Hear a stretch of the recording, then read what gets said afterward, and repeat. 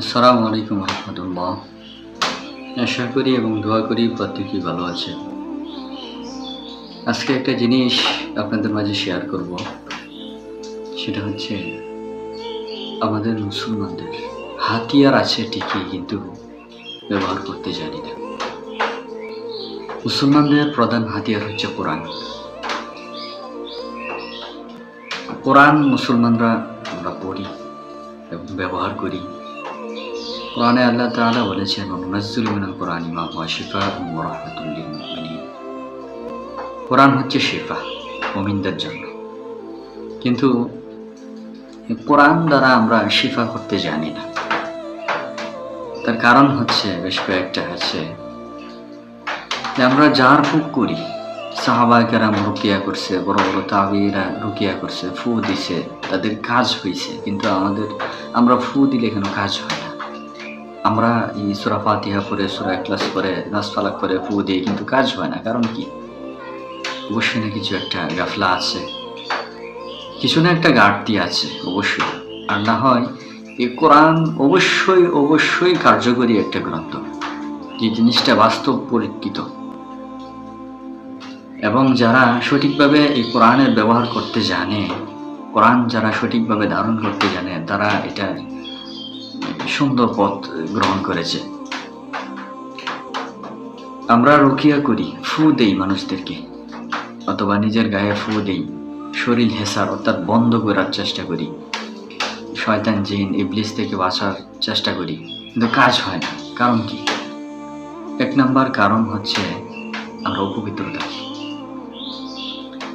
উজু ছাড়া যতই রুকিয়া করি, ফু দেই, আমার এই রুকিয়া কাজ হবে না।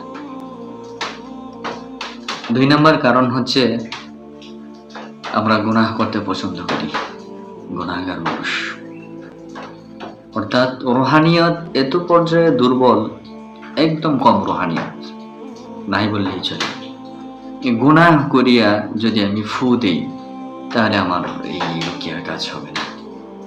আমি যত শুদ্ধভাবেই তেলাওয়াত করি, একটা আয়াত তেলাওয়াত করে আমি ফু দিলাম, কিন্তু এই আয়াতটা কাজ হচ্ছে না। কারণ কি? আমি গুনাহ করি।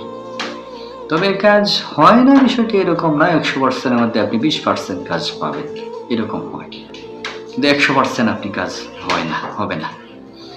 তৃতীয় যে কারণটা হচ্ছে, সাহাবায়ে কেরামরা রুকিয়া করেছে এবং ফু দিছে, ফু দেওয়ার সাথে সাথে তারা কার্যকর রেজাল্ট পেয়েছে, সুন্দর তারা রেজাল্ট পেয়েছে। কিভাবে?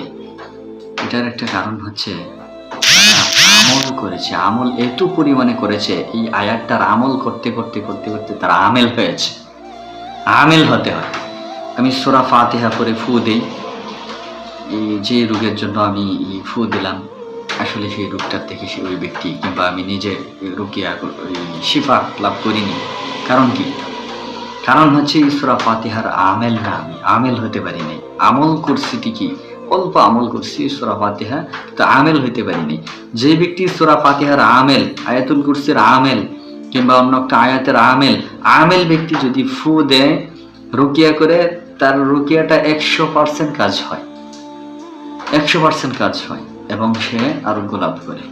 যে কোনো জিনিসের জন্য তাকবীর করে কিংবা রুকিয়া করে, আলহামদুলিল্লাহ সে আরোগ্য লাভ করে।